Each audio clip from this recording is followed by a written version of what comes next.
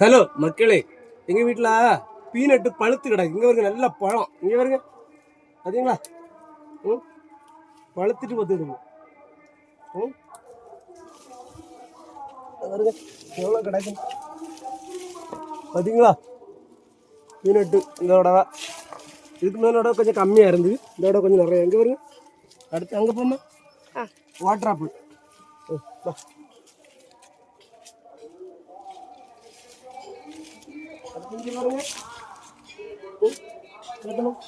Water apple நிறைய காய்ச்சி முடிஞ்சிட்டு இப்போ இவ்வளோ தான் கிடக்குது. மொத்தத்தில் இவ்வளோ தான் கிடக்குது. இங்கே வருங்க, எவ்வளோ பெருசு நீ. இங்கே வருங்க, ஒன்று எவ்வளோ பெருசு நீங்கள் வருங்க.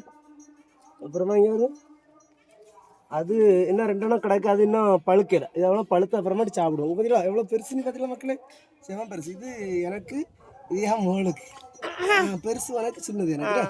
அதில் அங்கே வருங்க, இது நல்லா பழுத்துச்சு பீனட்டு. இங்கே வருங்க, சூப்பராக இருக்கலாம். உங்கள் வீட்டில் இந்த மாதிரி மரங்கள்லாம் வச்சுக்கணும் நிறைய பலன் தரம் பார்த்துக்கணும். ஓகே மக்கள், வாட்டர் ஆப்பிள் தான் ரொம்ப நல்லது, நிறைய நீர் சத்து இருக்குது. ஓகே, எவ்வளோ வண்ணமாக இருக்குது பார்த்தீங்களா.